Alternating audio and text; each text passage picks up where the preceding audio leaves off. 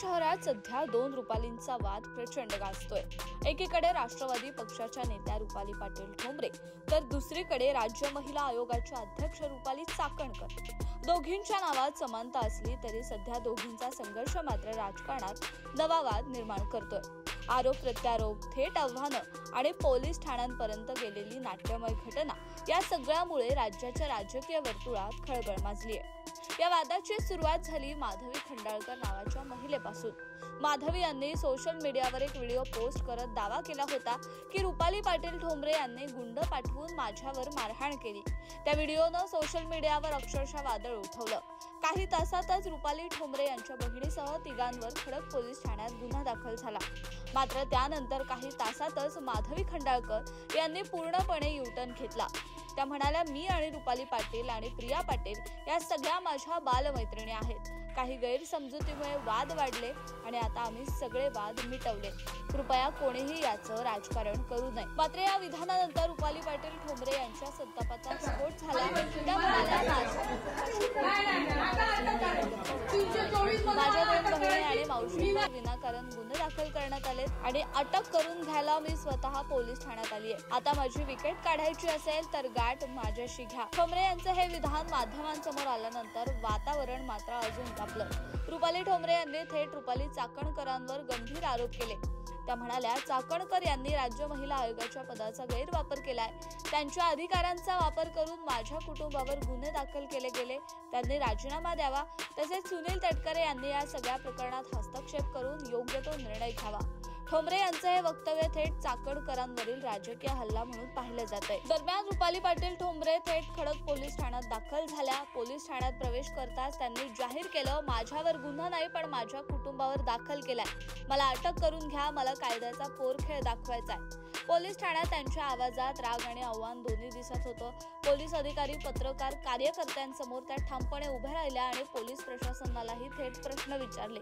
त्यांचं वर्तन आत्मविश्वासपूर्ण आणि आक्रमक होतं, पण त्याच वेळी प्रश्नही निर्माण झाला, जर एखादा सामान्य नागरिक पोलीस ठाण्यात असा आवाजात बोलला असता तर पोलीस त्याच्याशी तसंच संयमानं वागले असते का? हा प्रश्न आता जनतेच्या मनात ठळकपणे उभा राहिलाय। कारण कायद्यापुढे सर्व समान असावेत हा संविधानाचा मूलभूत सिद्धांत आहे, पण प्रत्यक्षात राजकीय नेते आणि सामान्य माणूस यांच्यासाठी वेगळे मापदंड वापरले जातात का? रुपाली ठोंबरे पोलीस ठाण्यात जाऊन आपल्यावर गुन्हा दाखल करावा अशी मागणी करू शकतात, पत्रकारांना बोलावू शकतात, थेट आरोप करू शकतात। हेच एखाद्या सर्वसामान्य नागरिकानं केलं असतं तर त्याला तसाच वागणुकीचा अधिकार मिळाला असता का? राजकारणात प्रतिष्ठा आणि प्रतिमा या दोन्ही गोष्टी मोठ्या असतात, पण पोलीस ठाणं हे न्यायाचं ठिकाण आहे, राजकारणाचं नाही। रुपाली ठोंबरे आणि रुपाली चाकणकर या दोघींचा संघर्ष आता महिला सक्षमीकरण या विषयालाही वेगळ्या दृष्टिकोनातून पाहायला लावतोय। कारण दोघी महिला नेत्या आहेत आणि दोघींच्या माध्यमातून दोन वेगळ्या सत्ता केंद्रांची टक्कर जनतेसमोर येते। या सगळ्या प्रकरणात माधवी खंडाळकर या महिलेचं म्हणणं मात्र बाजूला राहिलं। एकीकडे त्या म्हणतात की मारहाण झाली, दुसरीकडे त्या काही तासातच म्हणतात गैरसमज झाला। या सगळ्या उलटसुलट विधानांमुळे लोकांमध्ये गोंधळ निर्माण झालाय। लोक विचारतायत, हे सगळं खरंच घडलं होतं का, की हा सगळा राजकीय डाव होता? रुपाली पाटील ठोंबरे यांनी पुन्हा एकदा रुपाली चाकणकरांवर हल्ला चढवत म्हटलं, या सगळ्या राजकीय डावाचा बदला घेण्यासाठी चाकणकर यांनी माधवी खंडाळकर यांना व्हिडिओ करायला लावला। त्यांनी अनेक महिलांना धमक्या देऊन असेच व्हिडिओ तयार करायला लावले। ठोंबरे यांच्या विधानानं वादाला आणखी उधाण आलंय। या सर्व प्रकरणात सत्य काय आहे हे तपासानंतरच समोर येईल। मात्र एक गोष्ट स्पष्ट आहे, राजकारणाचा वाद आता पोलीस ठाण्यापर्यंत पोहोचलाय।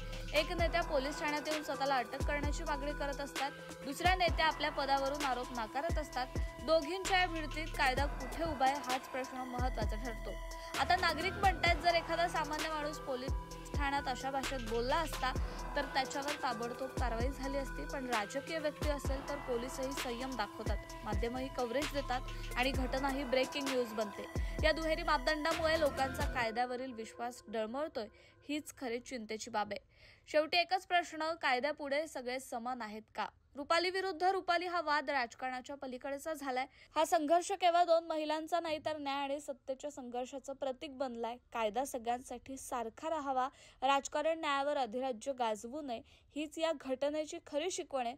मात्र पोलीस ठाणे हे नाट्यगृह नाही, न्यायव्यवस्था हा राजकीय मंच नाही।